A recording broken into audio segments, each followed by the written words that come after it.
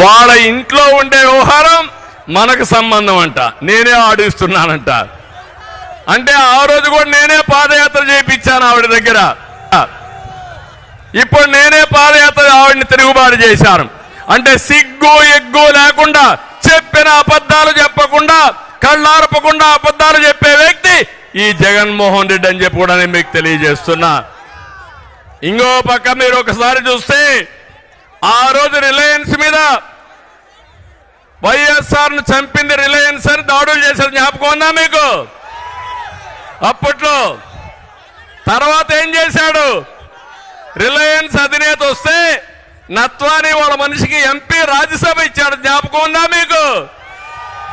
అది విశ్వసనీయత. ఇలాంటి విశ్వసనీయత ఉండే వ్యక్తిని ఏమనాలి నాకైతే అర్థం కాల.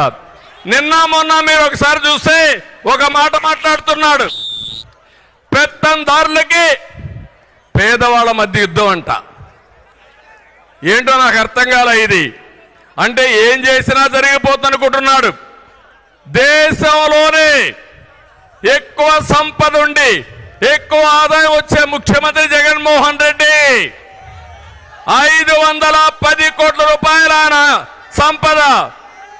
దేశంలో ఉండే అందరూ ముఖ్యమంత్రుల ఆదాయం ఎంతుందో దానికంటే ఎక్కువ ఆదాయం సంపద ఈయనకుంది. నేను అడుగుతున్నా, ఇప్పుడు 5 ఏళ్లలో మీ ఆదాయం పెరిగిందా? పెరిగిందా మీ ఆదాయం? ఆయన ఆదాయం పెరిగింది. ఎట్లా పెరిగిందో మీకు చెప్పాలి కదా. ఇప్పుడు చెప్పే ధైర్యం జగన్మోహన్ రెడ్డికి ఉందా అని అడుగుతున్నా. చెప్తాడా అని మిమ్మల్ని అడుగుతున్నా. తమ్ముళ్ళు ఎక్కడ చూసినా దోపిడీ ఇలాంటివన్నీ చేసి ఇష్టానుసారంగా పెంచుకొని ఈయన వీళ్ళ మనుషులందరూ కూడా దోపిడీ చేసే పరిస్థితికి వచ్చారు. నేను అందుకనే ఈరోజు అడుగుతున్నా, ఇవన్నీ మీరు సంపాదించారు, మీరు దేశంలోనే రిచెస్ట్ మ్యాన్గా తయారయ్యారు. ఈ రాష్ట్రంలో ఉండే ప్రజలు మాత్రం దేశంలో నిరుపేదలుగా తయారయ్యే పరిస్థితి తెచ్చారు. అది మీరు చేసిన ఘనత అని చెప్పి కూడా నేను మీకు తెలియజేస్తున్నా. ఈరోజు ఇంకొక పక్కన ఈ జిల్లాలో, ఈ రాష్ట్రంలో మంత్రులు ఉన్నారు.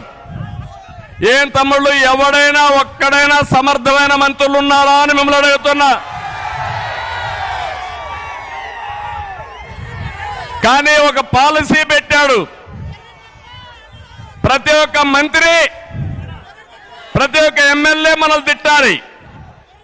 మీరు చూస్తే వైసీపీలో బూతు రత్న అయితే ఎమ్మెల్యే టికెట్, బూతు సామ్రాట్ అయితే వాడికి మంత్రి పదవి.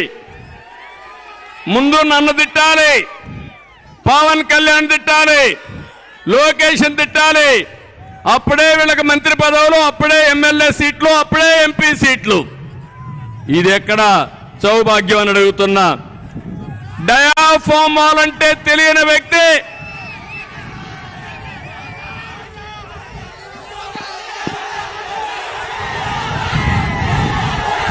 ఓకే, హుషారుగా ఉన్నారు మీరు. డయాఫార్మాల్ అంటే తెలియని వ్యక్తి ఇరిగేషన్ శాఖ మంత్రి.